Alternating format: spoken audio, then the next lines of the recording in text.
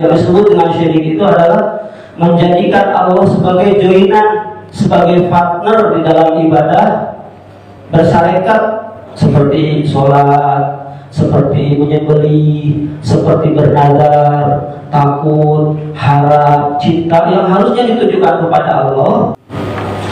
Bapak-bapak yang dirahmati Allah Subhanahu wa Ta'ala, yang membedakan seseorang itu mukmin, kafir atau musyrik manakala meninggalkan sholat. Kata Imam Nawawi, maksudnya kalau orang sudah berani meninggalkan sholat, apalagi terus menerus, maka dia akan terjerumus ke dalam kesyirikan.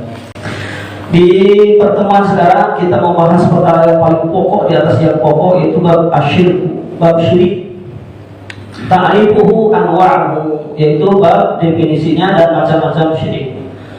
Asyirku, syirik itu adalah wa ja'ala syarik lillahi ta'ala bi rububiyyatihi wa uluhiyyatihi. Yang disebut dengan syirik itu adalah menjadikan Allah sebagai joinan, sebagai partner di dalam ibadah, bersyarekat yang harusnya ibadah ini ditujukan kepada Allah, dia gandeng makhluk yang lain di dalam perkara kerububiyahannya dan keuluhiyahannya. Wal ghalibu al syirku fil uluhiyah, dan secara ghalibnya, secara umum manusia ini berbuat syirik di dalam perkara uluhiyah.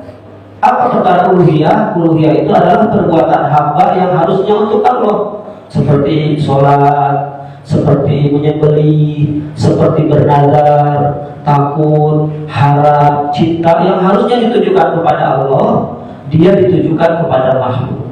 Atau menggandeng niatnya untuk Allah tapi digandeng makhluk yang tidak disyariatkan, yaitu seperti berdoa kepada Allah. Dalam perkara doa itu disertakan makhluk. Contohnya orang-orang jahiliyah dulu dia beribadahnya itu mau berdoa kepada Allah, tapi karena merasa dirinya ini penuh dengan dosa, maka dibuatlah pelantara, yaitu Lata dan Uzza. Lata dan Uzza, kemudian Manat dan Sa'wa, ini asalnya orang-orang soleh. Nah, inilah yang akan bisa menyampaikan kita kepada Allah, karena kita ini orang banyak dosa. Yang harusnya langsung dituju kepada Allah, dia gandeng pelantara yang tidak disyariatkan. Adapun di pelajaran sebelumnya, boleh kita bertawassul kepada Allah dalam perkara doa, yaitu yang pertama dengan amal soleh secara umum. Kemudian pembahasan sebelumnya kemarin dengan apa? Dengan asmaul husna. Atau berdoa dengan orang soleh. Boleh berdoa dengan orang soleh?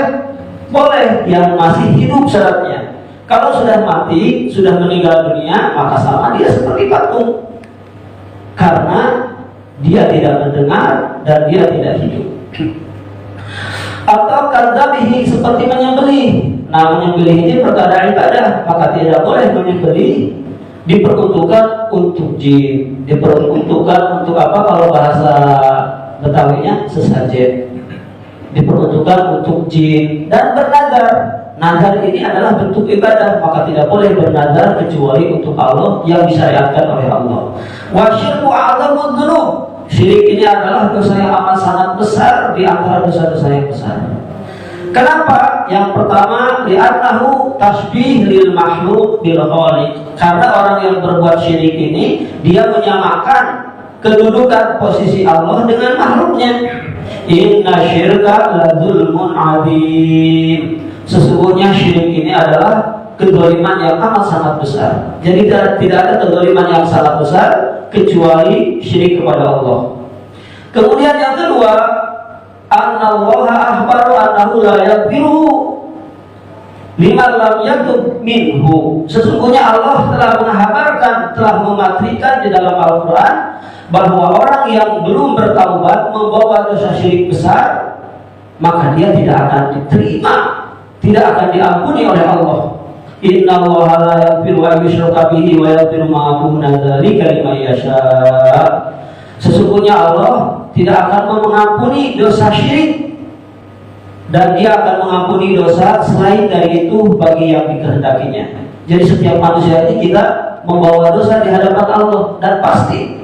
Cuma kalau membawa dosa syirik besar, kemudian dia meninggal belum bertaubat, niscaya dia tidak akan diampuni. Wa billah. Kemudian yang ketiga, Allah akhbar annahu harramal jannah. Yang nomor ketiga, Allah telah mematri dan menghabarkan bahwa Dia mengharamkan surga alal musyrik, terhadap orang yang musyrik. Jadi orang musyrik ini haram untuk masuk ke dalam surga. Wa annahu khalidun muhalladun fi nari jahannam. Dan orang musyrik ini dia akan kekal, yang kekalnya itu kekal abadi di dalam neraka jahanam. Innahu may yusyrik billah, siapa orang yang berbuat syirik kepada Allah, faqad harramallahu alaihi jannah, maka sungguh benar-benar Allah mengharamkan kepadanya surga. Wa ma'wahun nar, dan tempat mereka ini adalah neraka. Wa ma lidzalimin min ansor, dan tidaklah ada bagi orang-orang yang zalim ini penolong pun.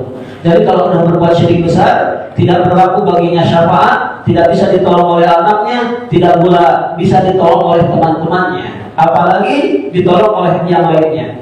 Jadi nanti orang-orang mukmin yang dia itu banyak dosa, kalau tidak dibersihkan oleh musibah, jadi musibah ini adalah membersihkan dosa. Seandainya Allah berkehendak, Allah masukkan langsung ke dalam surga dengan ampunannya. Namun kalau Allah berkehendak, mungkin di dunia tidak mendapatkan musibah-musibah yang berat, Allah simpan dulu di neraka. Kemudian diangkatlah dengan syafaat, manakala tidak berbuat syirik. Kemudian yang nomor keempat, an-nasyirka yuhbitu jami'al amal.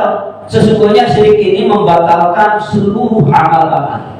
Hubut ini apa? Jatuh berkeping-keping, rusak. Jadi orang yang berbuat syirik, seandainya dia telah beramal sedekah, beramal sholat, beramal puasa, beramal haji, kemudian dia jatuh kepada syirik besar, maka gugurlah seluruh amal tadi. Sebagaimana air murni kemudian disirami oleh racun, niscaya dia akan menjadi racun. Di mana Allah Subhanahu wa taala berfirman, "Walau asyraku lahabitu anhum ma kanu ya'malun." Seandainya mereka berbuat syirik, niscaya mereka telah hapus seluruh amal-amal yang telah dikerjakannya. Inilah oleh sebab itu takut kita ini kepada berbuat syirik besar. Kemudian yang nomor kelima, anasyirka halalud dam wal mal. Nomor kelima ini harus dipahami secara komprehensif. Sesungguhnya orang syirik ini, orang musyrik, halal darahnya dan halal hartanya. Faqatulul musyrikina haitsu wajadtumuhum, maka perangilah, bunuhlah orang-orang musyrik ini di mana saja kamu dapati. Wahuluhum wahsuruhum, tawanlah dan usirlah. Waqulu lahum kulla marsad, dan intailah di tempat-tempat pengintaian. Maka Nabi Sallallahu Alaihi Wasallam, kemudian Nabi juga pernah bersabda, "Umirtu an uqatilan nas hatta yaqulu la ilaha illallah." Aku diperintahkan untuk memerangi manusia sampai mereka itu mengucapkan kalimat la ilaha illallah.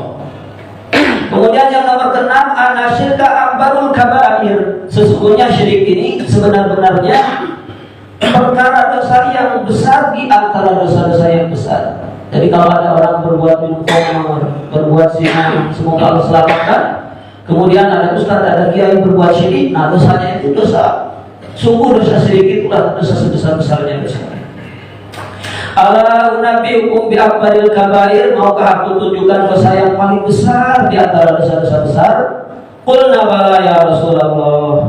Kata para sahabat, tentu wahai Rasul sallallahu alaihi wasallam, yaitu asyirku billah, orang yang berbuat syirik kepada Allah. Wa uququl walidaini, setelah berbuat syirik yaitu durhaka kepada kedua orang tua. Jadi kalau berbuat syirik besar, kemudian yang kedua, uququl walidaini, durhaka kepada kedua orang tua. Sudah dibahas sebelumnya, kalau kita durhaka kepada orang tua tidak memaafkan, maka ada kemungkinan seandainya mentauhidkan Allah, mampir dulu di neraka. Sebab janji dari Rasul, la yadkhulul jannah aqun, tidak akan masuk surga anak yang durhaka kepada kedua orang tua. Mudah-mudahan kita menjadi anak-anak yang berbakti kepadanya. Di antara anak yang durhaka kepada orang tua, dia tidak mendoakannya. Jadi walaupun kita sudah jenggotan, sudah berubah, tetap menjadi anak. karena dulu memiliki orang tua.